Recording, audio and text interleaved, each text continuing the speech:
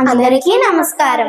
ఈ రోజు మేము ఆతుకూరి మొల్ల రచించిన మొల్ల రామాయణంలో కృష్ణ స్వప్నం పాఠ్యాంశంలోని పద్యాలను మరియు వాటి భావాలను చెప్పబోతున్నాం. ముందుగా ఉద్దేశం. రావణుడు సీతను అపహరించి ఆమెతో లంకకు చేరాడు. ఆమెను అశోకవనంలో సింసుపా వృక్షం కింద ఉంచాడు. తనకు అనుకూలంగా సీత మనసును మార్చమని ఆదేశించాడు.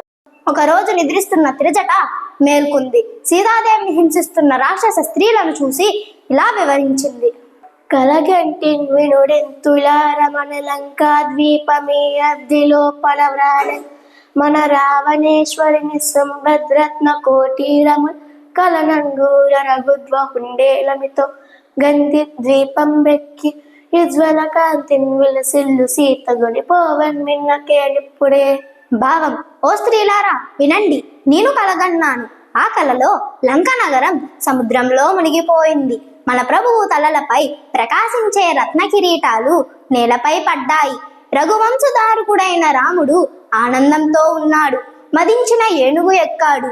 అమిత కాంతితో ప్రకాశిస్తున్న సీతాదేవిని తీసుకువెళ్తున్నాడు. శుద్ధాత్ముడైన రాముడు శుద్ధాంతపు దేవిగాన శుభ సూచకము శుద్ధమై తోచుచున్నవి సిద్ధం భీమాట వేళ సిద్ధాంతముగా. భావం. రాముడు పవిత్రమైన మనసు కలవాడు. సీత పవిత్రమైన స్వభావం కలది. కాబట్టి శుభాన్ని కలిగించే దృశ్యాలు కనిపిస్తున్నాయి. ఈ మాట 4 వేదాల నిర్ణయం కాబట్టి పవిత్రమైనది.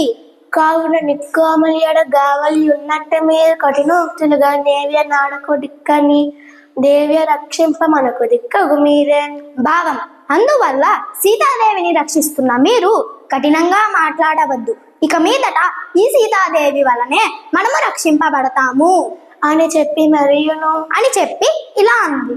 అమ్మా వెరవకు మదిలో నిమ్ముగా మరి వేట్కొండు మిక్కని మగడు నెమ్మిగా నినుగని పోవును మమ్మందర మనుపు మమ్మ మరవక కరుణన్. భావం. అమ్మా భయపడవద్దు, సుఖంగా ఉండు. నీ భర్త నీ మీద ప్రేమతో నిన్ను తీసుకుపోతాడు. తప్పక దయతో మమ్మల్ని కాపాడు. అనుజ ధనుజ కాంతలంతంత నెడబాసి నిదురబోయిరంత నదిరి సీత తనకు దిక్కులేమి దళపోసి దుఃఖింప భవనసుతుడు మనుజ భాష బలికే. భావం. అంటూ రాక్షస స్త్రీలు కొంచెం దూరం జరిగి నిద్రపోయారు. సీత తనకు సమీపంలో రక్షించేవారు లేరని బాధపడుతుంది. అప్పుడు ఆంజనేయుడు ఇలా పలికాడు. ఉన్నాడు లెస్స రాఘవుడున్నాడిది కపులగూడి యురిగతి రానయ్యున్నాడు నిన్ను కొనిపోనున్నాడిది నిజమునమ్ము మురివీతనయ. భావం.